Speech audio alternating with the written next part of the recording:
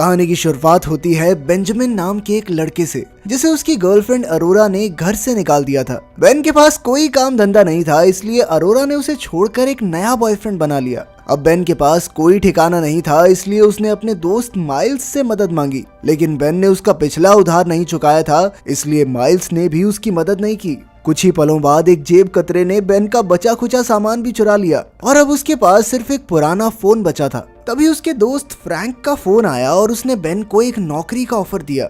Ben तुरंत Frank से मिलने पहुंचा और तब फ्रैंक ने उसे एक कॉस्ट्यूम पहनने को दी। असल में वो दोनों भेस बदल कर सड़क पर करतब दिखाकर पैसे कमाने वाले थे। फ्रैंक ने कहा कि वो आखिर में पैसे आधे आधे बांट लेंगे। बेन के पास दूसरा कोई चारा नहीं था, इसलिए उसे इस काम के लिए हामी भरनी पड़ी। उसने कॉस्ट्यूम पहनी और सड़क पर तमाशा दिखाने लगा। बाद में कई लोगों ने उसके साथ तस्वीरें भी ली। कई घंटों बाद काम खत्म हुआ और फ्रैंक ने उसे थोड़े से पैसे देकर खुद ज्यादा हिस्सा रख लिया। खैर बेन ने फिर भी कुछ नहीं कहा और पैसे लेकर चला आया। उसके पास रात गुजारने तक का ठिकाना नहीं था और तभी दो बदमाश गुंडों ने उसे बेवजह ही पीट दिया, जिससे वो बेचारा बेहोश हो गया। अगली सुबह उसे सड़क पर ही रहने वाले एक भिखारी ने उठाकर पानी पिलाया। तब बेन ने उसे अपने बचे हुए पैसे दे दिए और उसके बदले में उस आदमी ने बेन को एक जीन्स दी। बेन ने बिना कुछ ज्यादा सोचे जीन्स पहन ली और डॉक्टर के पास इलाज करवाने चला गया। उसका चेकअप करने पर डॉक्टर को कोई चोट नहीं मिली, जिससे बेन को भी हैरानी हुई। खैर बाद में उसके पास डॉक्टर की फीस भरने के लिए भी पैसे नहीं थे, जिससे उसे काफी शर्मिंदा होना पड़ा।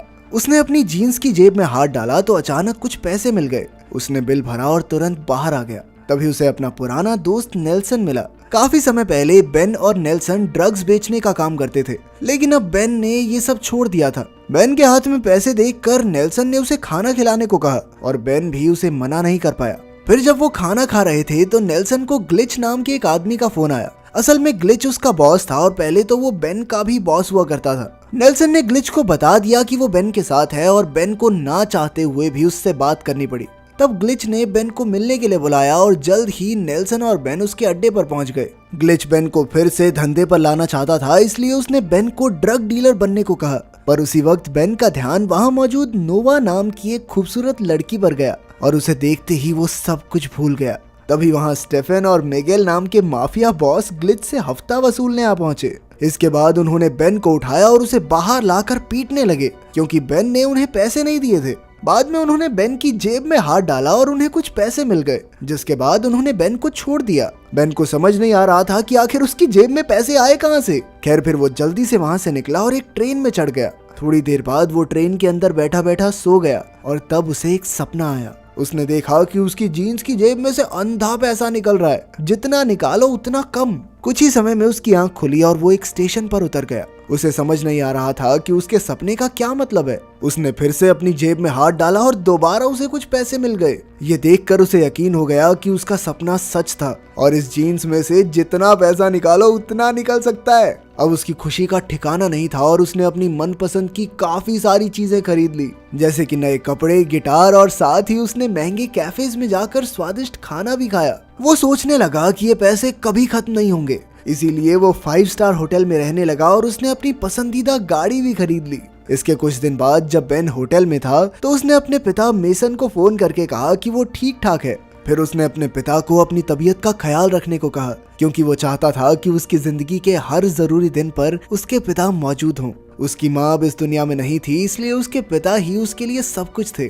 खैर फिर बेन तैयार होकर एक आर्ट गैलरी में पहुंचा, जहाँ से कुछ दिन पहले उसे पैसे ना होने की वजह से धक्के मार कर निकाल दिया गया था। वहाँ घूमते हुए अचानक उसकी नजर नोवा पर पड़ी, जो अपने पिता क्लिंट के साथ वहाँ आई थी। जब से उसने पहली बार नोवा को देखा था, वो तभी से उससे नजरें हटा ही नहीं पा रहा था और नोवा भी अब तक समझ गई थी कि बेन उसे देख रहा है। जल्द ही नोवा उससे बात करने आई और बेन ने मौके पर चौका मारकर नोवा को डिनर के लिए पूछा। इसके बाद वो नोवा के साथ बाहर आ गया और रास्ते में उसने माइल्स के घर जाकर उसका सारा उधार चुका दिया। फिर उसने नोवा के साथ कुछ हसीन पल गुजारे, मगर जल्द ही नोवा को क्लिंट का फोन आ गया और उसे घर लौटना पड़ा। फिर अगले दिन बेन माइल्स को एक कैफे में ले गया और उसे अपनी चमत्कारी जीन्स के बारे में सब कुछ बताया। पहले तो माइल्स को उसकी बात पर यकीन नहीं हुआ और उसे लगा कि बेन झूठ बोल रहा है, पर जब बेन ने उसके सामने ही जीन्स से पैसे निकाल कर दिखाए तो माइल्स भी बौखला गया। फिर बेन ने माइल्स को अपने 5 स्टार होटल वाला कमरा दिखाया, जिसे देखकर माइल्स हक्का बक्का रह गया। बाद में जब बेन नहाने गया तो अचानक ग्लिच जबरदस्ती कमरे में घुस आया और फिर उसने बिना बात ही माइल्स को पीट दिया। बाहर का शोर सुनकर बेन तुरंत बाथरूम से बाहर निकला, पर ग्लिच ने तो उस पर भी हमला कर दिया। असल में ग्लिच इसलिए गुस्सा था क्योंकि बेन नोवा के करीब आने की कोशिश कर रहा था। जाने से पहले ग्लिच ने उसे नोवा से दूर रहने की धमकी दी और कहा कि अगर वो फिर नोवा के करीब गया तो ग्लिच उसे मार डालेगा। इस घटना के बाद बेन काफी परेशान हो गया और उसने माइल्स के साथ बार में जाकर शराब पीने का फैसला किया। बाद में जब वो माइल्स के साथ गाड़ी से होटल वापस जा रहा था तो उसने नशे में नोवा को फोन करके बहुत गुस्सा किया। उसने कहा कि नोवा ने ग्लिच को उसका पता बताया होगा, इसीलिए वो होटल तक पहुंच गया। तब नोवा ने सफाई भी दी कि उसने ऐसा कुछ नहीं किया, पर बेन ने उसकी बात नहीं सुनी और फोन काट दिया। मगर कुछ ही समय बाद स्टीफन और उसके गुंडे जबरदस्ती बेन की कार में घुस गए और उससे पैसे मांगने लगे। जब बेन और माइल्स ने उनका विरोध किया तो गुंडों ने उन्हें बिजली के झटके देकर बेहोश कर दिया। अगली सुबह जब बेन और माइल्स की आंख खुली तो उन्होंने देखा कि वो एक रेगिस्तान के बीचों बीच पेड़ से बंधे हुए थे। उन्होंने खुद को आजाद करने की बहुत कोशिश की और कई घंटों के बाद वो रस्सी को खोलने में कामयाब रहे। फिर वो शहर की ओर चलने लगे तो माइल्स ने बेन को पुलिस को फोन करने को कहा, पर बेन ने पहले नोवा को फोन किया, जिससे माइल्स को बहुत ज्यादा गुस्सा आ गया। उसने फोन छीनकर खुद पुलिस को फोन किया, पर उसने बौखलाकर गलत पता बता दिया, जिससे पुलिस ने उनका फोन ही काट दिया। अब उनके पास कोई चारा नहीं था, इसलिए वो चलने लगे और चलते चलते दिन से रात हो गई। जैसे तैसे वो एक गैस स्टेशन पर पहुंचे और वहां बेन ने अपनी सौतेली माँ मेलेडी को फोन करके अपने पिता का हाल पूछा। पता चला कि उसके पिता मेसन बीमार हैं, तो बेन और माइल्स तुरंत उसके शहर की बस पकड़कर निकल पड़े। अपने घर पहुंचते ही बेन तुरंत अपने पिता से मिला और तब उसे पता चला कि उसके पिता को एक जानलेवा बीमारी हो गई है और अब उनके पास जीने के कुछ ही महीने बचे हैं। बेन काफी हताश हो गया, पर बाद में वो अपने पिता को अलविदा कहकर माइल्स के साथ बाहर आ गया। अब बेन का होटल रूम तो इतना सुरक्षित था नहीं, इसलिए उसने माइल्स के घर रहने का फैसला किया। जब वो माइल्स के घर पहुंचे तो वहां नोवा को देखकर वो हक्के बक्के रह गए। माइल्स ने बेन को कहा कि जल्द से जल्द इस लड़की को निकाल यहाँ से, क्योंकि उनकी सारी मुसीबतों की जड़ वो ही तो थी। असल में कल रात नोवा के पिता के कहने पर ही स्टीफन ने बेन और माइल्स पर हमला किया था। खैर, नोवा ठहरी पसंदीदा औरत, तो बेन क्या ही कहता उसे। फिर उसने माइल्स को ही समझाया कि भाई रहने देना कुछ दिन उसे यहाँ पर। बेन की गुजारिश सुनकर आखिरकार माइल्स मान गया और नोवा वहीं रुक गई। रात के समय बेन और नोवा एक दूसरे के काफी करीब आ गए। अचानक नोवा को उसकी जेब में से पैसे मिले तो बेन ने उसे अपनी चमत्कारी जीन्स के बारे में सब कुछ बता दिया। ये सुनकर नोवा ने बेन और माइल्स को अपने साथ कसीनो चलने को कहा, जहाँ वो बेन के पैसे दोगुने कर सकते हैं, क्योंकि नोवा कसीनो में पैसे बनाने में कुछ ज्यादा ही अच्छी थी। जल्द ही उन तीनों ने कई सारी गेम्स खेलकर लाखों डॉलर्स कमा लिए। कुछ दिन बाद वो तीनों एक रेस्टोरेंट में जश्न मना रहे थे कि अचानक बेन ने बाहर ग्लिच की गाड़ियां देख ली और उसे नोवा को लेकर वहां से तुरंत निकलना पड़ा।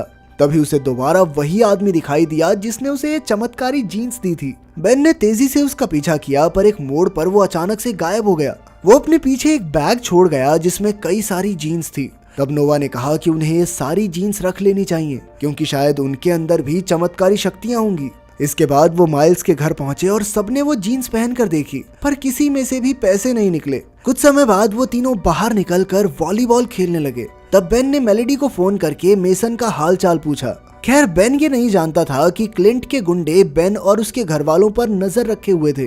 उस रात बेन को ग्लिच ने अचानक फोन करके कहा कि उसने मेसन और मेलेडी को अगवा कर लिया है, क्योंकि उसकी धमकी के बावजूद भी बेन अब नोवा के साथ था। फिर ग्लिच ने कहा कि अगर वो अपने माँ बाप को बचाना चाहता है तो $100 मिलियन की फिरौती देनी होगी।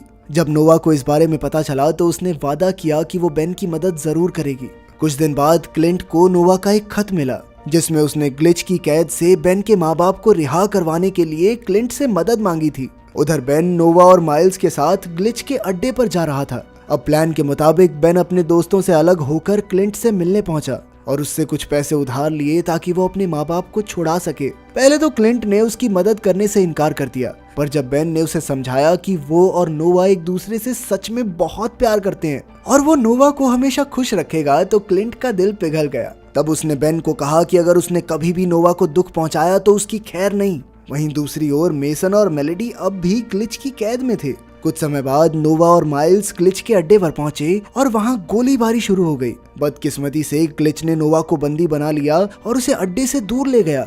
उधर क्लिंट को समझ नहीं आ रहा था कि ग्लिच ने इतनी बड़ी फिरौती की मांग क्यों की है। तब बेन ने उसे समझाया कि ग्लिच क्लिंट के नीचे काम करके थक चुका था और इसीलिए वो इतने पैसों से क्लिंट की कुर्सी हथियाना चाहता था। वो चाहता था कि वो क्लिंट को रास्ते से हटाकर माफिया लीडर बन जाए। तभी अचानक ग्लिच नोवा के साथ उन दोनों के सामने आ पहुंचा। क्लिंट ने तुरंत ग्लिच पर अपनी बंदूक तान दी तो ग्लिच ने नोवा को गोली मारने की धमकी दी। उसने कहा कि अगर उसे फिरौती के पैसे नहीं मिले तो वो नोवा और बेन के माँ बाप किसी को जिंदा नहीं छोड़ेगा। मगर इससे पहले वो कुछ करता, क्लिंट के गुंडों ने तुरंत वहां आकर ग्लिच को धर दबोचा।